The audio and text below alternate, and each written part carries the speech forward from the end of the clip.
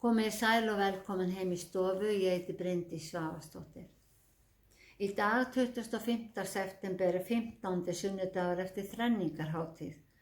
Þema dagsins í dag er eitt er nauðsynlegt. En textar dagsins eiga það sameiginlegt að fjalla áhyggjur. Í lexíunni hefur Abraham áhyggjur af barnleysi sínu. Í pistlinum erum við hvött að standa stöðug í trúnni og varpa áhyggjum okkar á Guð. Og í Guðspjallinu segir Jesús, verið ekki áhyggjufull líf yðar, horfið á liljur vallarins og fugla himins. En við skulum byrja þessa stund á því að signa okkur og við segjum saman í nafni Guðs Föður, Sonar og Heilags Anda. Amen. Lexían er úr 1. Mósebók og hljóðar svo. Eftir þessa atburði kom orð drottins til Abrahams í sýn. Óttast þú ekki, Abram? Ég er skjöldur þinn, laun þín munu mjög mikil verða. Abram svaraði, drottinn Guð, hvað getur þú gefið mér? Ég fer héðan barnlaus og erfingi hús míns verður Elíser frá Damaskus. Og ennfremur mælti hann, sjá, þú hefur ekki gefið mér neitt afkvæmi og húskarl minn mun erfa mig. Þá kom orð drottins aftur til Abrams, ekki mun hann erfa þig heldur sá sem af þér mun getinn verða, hann skal erfa þig. Þá leiddi hann Abram út fyrir og mælti, líttu til himins og teldu stjörnurnar ef þú getur. Og hann sagði, svo margir munu niðjar þínir verða. Og Abram trúði drottni og hann reiknaði það honum til réttlætis. Þannig hljóðar hið heilaga orð. Þema dagsins er eitt er nauðsynlegt. Þetta eru fleyg orð og standa mér vitanlega aðeins á einum stað í Biblíunni. Og eru hluti af svari Jesú þegar Marta kvartaði við hann að systir hennar María léti hana eina að þjóna. En María sat við fætur Jesú og hlustaði á hann. Þá sagði Jesús, Marta, Marta, þú ert áhyggjufull og mæðist í mörgu, en eitt er nauðsynlegt, María valdi góða hlutskiptið, það verður ekki frá henni tekið. Textar dagsins eiga það sameiginlegt að fjalla áhyggjur. Marta hafði áhyggjur af þjónustunni. Óttast þú ekki, sagði drottinn Guð við Abram sem hafði áhyggjur af barnleysi sínu, að eiga ekki erfingja. Þau hjónin voru orðin öldruð, Sara komin úr barneign og óttaðist Abram að þjónn hans Elíser myndi erfa allt eftir hans dag. En orð drottins kom til Abrams í sýn. Guð leiðir hann út, segir honum að telja stjörnurnar því svo margir munu afkomendur hans verða. Abraham trúði og fyrir það lýsti Guð hann réttlátan. Nokkrum köflum framar hafði Guð gefið Abraham þetta loforð.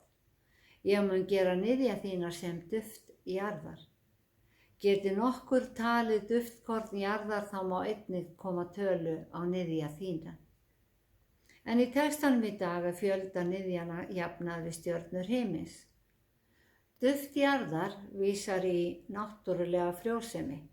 Maðurinn var jú mótaður af leiðri jarðar en stjörnurnar tákna andlega frjósemi, þá sem eru réttlætir fyrir trú. Þetta gerðist fyrir tíma lögmálsins áður en hlýðni við lögmáli og boðorðin skilgreindi fólk sem fólk Guðs. Abraham trúði Guði og Guð lýsti hann réttlátan og við getum áætlað að þessi sama réttlæting gildi í dag. Að minnsta kosti vitnar Páll í réttlætingu Abrahams fyrir trú, bæði í Rómverjabréfinu og Galatabréfinu. Og það gerir Jakob einnig í bréfi sínu. Í pistlinum úr 1. Pétursbréfi stendur skrifað, Guð stendur gegn dramblátum en auðmjúkum veitir hann náð.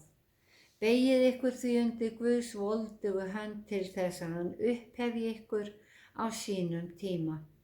Varpið allri áhyggju ykkar á hann því hann ber umhyggju fyrir ykkur.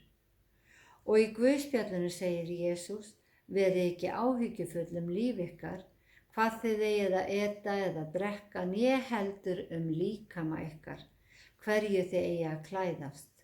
Er lífið ekki meira en fæðan og líkaminn meira en klæðin? Lítið til fugla himinsins, hvorki sá þeir né uppskera né safna í hlöður, og faðir ykkar himneskur fæðir þá. Eru þið ekki miklu fremri þeim? Og hver ykkar getur með áhyggjum aukið einni spönn við aldur sinn? Jesús ekki að gera lítið úr áhyggjum okkar fyrir daglegu viðurværi eða lífsins nauðsynjum. Hann sagði ykkar himneski faðir veit að þér þarfnist alls þessa, en leitið fyrst ríkis hans og réttlætis, þá mun allt þetta veitast ykkur að auki. Hafið ekki áhyggjur á morgundeginum, morgundagurinn mun hafa sínar áhyggjur. Hverjum degi nægir sín þjáning. Hér Jesús ekki að tala þetta reddast hugtakið, heldur traust. Traust á að Guð láti sér annt velferð okkar og beri umhyggju fyrir okkur. Og segir að líf okkar verði léttara ef við treystum betur á hans forsjá. Morgundagurinn hér í merkingunni framtíðin. Ef við höfum stanslaust áhyggjur á framtíðinni, þá njótum við ekki dagsins í dag.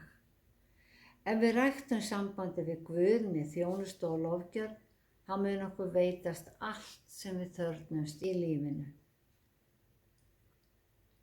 Í Sálmi 55 segir: Varpa áhyggju þínum á Drottinn, hann mun bera umhyggju fyrir þér, aldrei að eilífu lætur hann réttlátan mann hrasa.